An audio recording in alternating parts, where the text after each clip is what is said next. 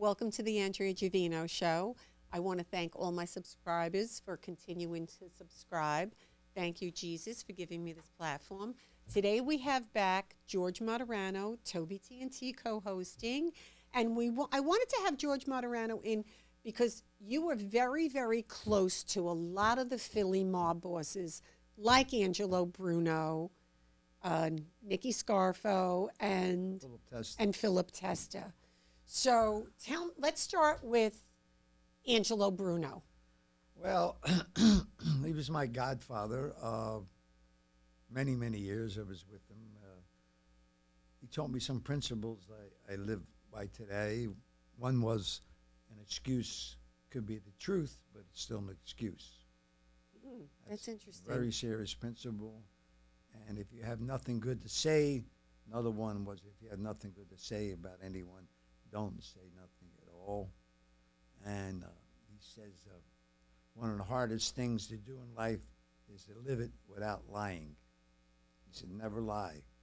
And that's the way I was raised. And he was the boss for 22 years.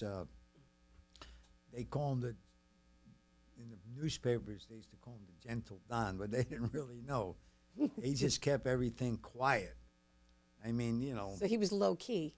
He was low key. I mean, he made decisions where it was serious decisions, and people, you know, we call it went to Tanuski in the mob language. Tanuski was, you know, nobody found you anymore, and I don't know who did those things, but we were partners. We actually were partners, me and him and I, in the vending business. And then when I finally got arrested, oh my God, how many times they brought that up to the judge, the prosecutors? He was partners with Angelo BRUNO, but they never brought up the fact that we had dozens of people who were working for us. They never brought up the fact that we paid our taxes. You know, it was always negative, but he was a great boss, and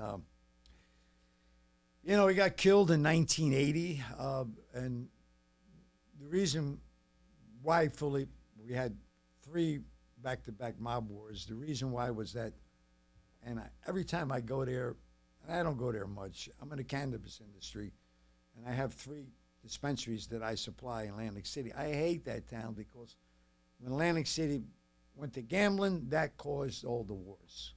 Everybody was jockeying to get a piece of the pie, and my godfather, but he probably had the biggest territory ever of a mob boss. His territory went from Newark all the way through Jersey, Philly, down to Baltimore. Now, let me ask you with that.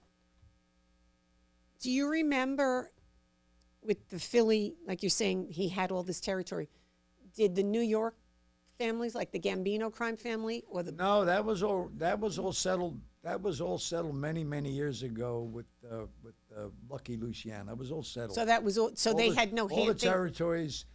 Once those territories were, that was it. They were written in stone. You couldn't change anything. I don't care how powerful you were, how many soldiers you had, how much money you had. You had to go, but it was declared. Right. It was declared. Follow the.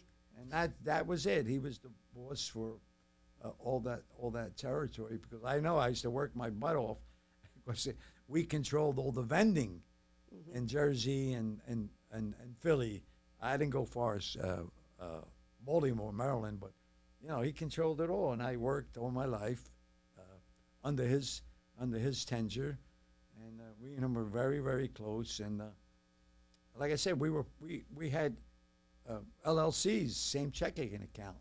Wow. And I paid our taxes, and the IRS never, all those years I did, the IRS never came after me because I paid my taxes. Right. Back then, I was a kid paying $30,000 a year in taxes, you know, which he implemented. You have to pay your taxes. You have to pay your taxes. And my father was his driver for many, many, many years. And so now, Ange went to jail in Jersey. Ange, Nicky Scarfo, all the bosses, some bosses in Jersey, Sam the plumber, Jerry Cantagna. These were all Jersey bosses, but they were all under Ange. So Jersey started this investigative committee called S-I-S, sick. They used to call it sick. And they all went to jail. Mm-hmm. They're in jail, so when Vance finally gets out after doing 4 years, my mother used to go with my Kamar Sue. That was Anne's. She was my godmother. We used to call her Kamar Sue. My mother drove there every week. From Philly, they had to drive to Broadway. And they just, that's the way it was. So now, when he gets out, my father's his driver, of course. Then my father goes to jail for contempt. They wanted my father to rat on the Philly cops, because we always had cops. Right. We had the precincts, and we used to take care of the cops. We used to pay their school tuitions for their kids when they needed it. Christmas time, we used to, the precincts were good with us. So just sort of viewers understand, when you say, we used to pay the cops, we used to take care of the cops, basically law enforcement in those times were getting paid off by the mob to... They were on the tape. Well, Ange was very strict. He kept drugs out of Philly for over 20 years. Okay. That's kept a drugs out of thing. Philly, and the cops knew that, and the cops respected that. And then my father was brought to grand juries to rat on the cops. My father didn't rat on the cops, so he goes away, gets 6 months for grand jury contempt. So Ann sends for me. I'm only a kid, 15, 16, and he says, "You have to be my driver now." And I worked, and I saved money, and I just got a brand new Camaro. They were the hottest thing out. I'm 16 years old, out of Camaro, and I said, "No, please, Hans, please." I used to call him Godfather. "Please, Godfather, please let me. I just got this car. I want to go work," because I used to work at the vending company, which he owned with my father. I want to go with girls. So he said, no, you got to understand. If I put another driver in place, then when your father comes home, I got to tell that guy, "You don't drive for me. Now, it's bad blood." They're not going to act like it's bad blood, but it's going to be bad blood. So now I'm 16 years old, and he used to go to New York, my godfather, twice a month. And we go to 125th Street with Fat Tony's club, and that's where... Fat Tony Salerno? Yeah, and that's where all the bosses, they used to meet. Mm-hmm. Because my godfather was on the commission, and they would never vote unless he was in the vote. And Tony loved my godfather. So I drive him up there. I meet all the bosses, but I didn't care. I was raised in that life. I used to try to get away, I used to try to go shopping and maybe meet a girl, I'm 16 years old. So one time, the Chin wasn't the boss, but he was under Tony. But Chin was basically running the family. So the Chin Gigante, yeah. Genovese So boss. they sent me on the west side. He had controlled a big area. So they had to give a message, and it was a coded message. They told me to code a message. All I got to do is repeat it. So I go there. I forget where it was. A butcher shop, some kind of shop. They told me go there. So they go there, and then they escort me through a maze of tunnels. Wow. Cellarways, maze. I don't know where I wind up. And sure enough, I go in this basement, and there's the Chin there, and he wasn't wearing a robe back then. And he had just sweatsuit on, and he's got his foot on top of the desk, and he's got a butcher knife like this. The Chin Gigante. Yeah, and he's cutting his toenails. I guess he never used a toenail clipper. Oh. And so I give him the message. He says, "Okay." I said, "All right, I'm going to go." He said, "No, don't go, Georgie." He had a roll-top desk, an old roll-top desk, and on top of the desk was the Blessed Mother. Okay. He says, "You have to pray to the Blessed Mother. You pray for me." Okay. I said, "Why?" He says, "Because you're a virgin." In other words, I didn't shoot anybody. Oh, okay. So he said, "You say she'll listen to you, because these other guys come down here. I can't let them pray to her." So I said, "Hail Mary." Okay. Okay. And his face lit up because he was getting a prayer from an innocent. That was his mindset. So let me ask you this. So going back to those days until now with Philadelphia, how is the Is there a family? Is there a mob? Like, is Not there really, a not mafia really. boss? Not anymore. I mean, the mobs. I think even in New York, It's there's not- a few things. You know, if you were in a mob, if you were a boss, you're legitimate now. Well, some of them are in prison, like Steve Mazzone's in prison. Yeah, well, you know, I know everybody. And really, not the mob. Basically, is all that street violence and this and that. It's over. Right. It's over. And you know, I'm happy that it's over because who suffers is the family. Like me, they put me away for 32 plus years. My baby was 4. Yeah. My son was 8. You The family destroy su- them. this- You destroy destroy the them. family. So You also have a unique set of circumstances. You went away for 30-something years on crimes that are now considered legal. yeah, Where I am some of licensed. these other individuals are going away for long periods of time for heinous crimes. You have a bit of a different situation. I was a nonviolent first offender for marijuana. Never got caught with any drug. Never got caught with any drugs. Just conspiracies, and my And no guideline- violent crimes. My either. guidelines were 48 to 52 months because you got to understand we went through 3 bosses. My godfather Philip was killed. Philip was killed, and then we had the Mad Hatter, Nicky Scarfo came in.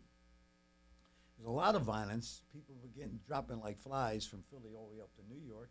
No arrest. Nobody got arrested. Nobody was ratting. And then, as a young knucklehead, I fell on a weed case, and for some reason, the prosecutor's office in Philly got permission from Washington to destroy me. I mean, they just got me wring me out like a rag. I mean, solitary for years and years and years, and I didn't break. I didn't know anything to break. Believe me, I was nonviolent. You didn't break because you were also raised as a No. young kid. You were raised in a certain way. That's why you never cooperated. I ain't. He's You're not that guy. No. My mothers and sisters I would rather be dead than have them bow their head in shame. Sure. Simple as that. That's- Simple as that. yeah. I didn't care about me. You think my mother, when I did those 32 plus years, my father did 18 years. She waited for him as a good wife, and she went to Philly. She went whatever she went to New York. I mean, red carpet, walk with her head up. She was a pretty Right. woman, dressed nice. For my mother to bend their head, if they could have thrown me in a fire of coals, I'm not going to do it. Right. It's not about you. It's The about women. The women didn't put you in that life, but they were your family. She raised me. I'm not going to let her bend her head in shame. I'm not going to do it. That's my philosophy. But you were also raised with a godfather that was a boss of a family. your Your father. dad was a heavily connected guy. He was probably the biggest earner ever. Biggest earner. When Philip Tester became the boss, my godfather got killed in 1980. Phil was the underboss, and New York voted him to be the boss, and he was a great, great guy. And I remember it was about 2 days after he became the boss. Excuse me, we had dinner. It was Philip, my father, Salvi Tester, Philip's son, who wound up getting killed, 27 years old, killed him. I hate to even think of that. Anyway, I had a meeting, and Philip told my father, I was at the table, Raymond, he used to call him Raymond or Long John, you got the city, you got the keys to the city, go make us all the money, you got the unions, you got the loans, you got everything. I just want to be with my son. He had a club, it was called Virgil's on Bank Street. He says, I just want to be with my son. So my father was actually the acting boss under the boss. And if Phil don't get killed, my father's probably worth billions of dollars. Wow. But they blew him up. Yeah. It was only a boss a year, and they blew him up. Terrible death. They blew him up with a nail bomb. And that was the next boss after him. Yeah, because usually the underboss becomes the boss. Right. Philip had a great tenure. He's in life all his life, and Philip's father was a boss. So it was all in the family. What people don't understand, before Lucky Luciano, Your Paisays, ladies and gentlemen, is what nationality Italian are. There's Nobledan, there's Sicilian, there's Brucese, Bodies. Calabres, you know, they're different. So each city, just in Philly, we had maybe 4 or 5 bosses. They went and they didn't get along. Nobody agreed to each other, and that was the course around America: New York, Philly, Cleveland, Detroit. Okay, Chicago? Chicago, no. So did nobody get along, and then Culturally, so nobody getting along. Is this not a common denominator with all Italians? I mean, Italians have a Caesar. And listen, I'm Italian, but I see it around so many people, whether they be family or friends. And I'm not saying all of us, but a lot of Italians got this Caesar complex, and they can't get along. They fight. They fight. They get. You know what? A lot of it is jealousy. well, I'm Lucky, Italian. Lucky became the boss. It's in history books. It's called the night of 1,000 sabers. He put a blanket order: Detroit, Cleveland, Philly, New York. I don't know where else. They were called mustache Pete's. In other words, Philadelphia had a Nobledan, a mustache Pete's. They had a Sicilian. They had a Calabres. They had a So Lucky ordered, I think it was 48 hours. They killed them all. Killed them all. Wow. And that's how the Cosa Nostra became. Okay. Lucky said, "This is how we're going to do it now." Okay. So he killed all the mustache Pete's. So, and who told me that story was a guy named Little Harry, a mob guy. He wound up getting. He had a war in Philly, and he died in prison. But Harry, I was very close with Harry, and he told me that story. So nobody can get along. Yeah. So So we're going to close out because I want to have George back for another segment of Moving on to the next moving on to mafia next bosses. mafia bosses. well, listen, ladies and gentlemen, mafia's been around a long time. And who better I wish know I than had, you? I wish I had a penny for every dollar that was made between books and movies and stage plays, Yes. etc. Documentaries. It's like the Cowboys. It's a part of American Part of history. culture, and the mob's a part of American Yes, culture. yes. That is the fact.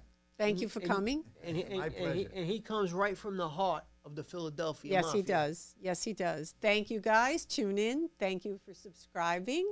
And we'll see you next time. Don't forget to follow us at Andrea Andrea Giovino Giovino. 1. We want you to subscribe on YouTube. Please hit that subscribe button. And then follow us on Instagram. Yes. Thank you. Thank you.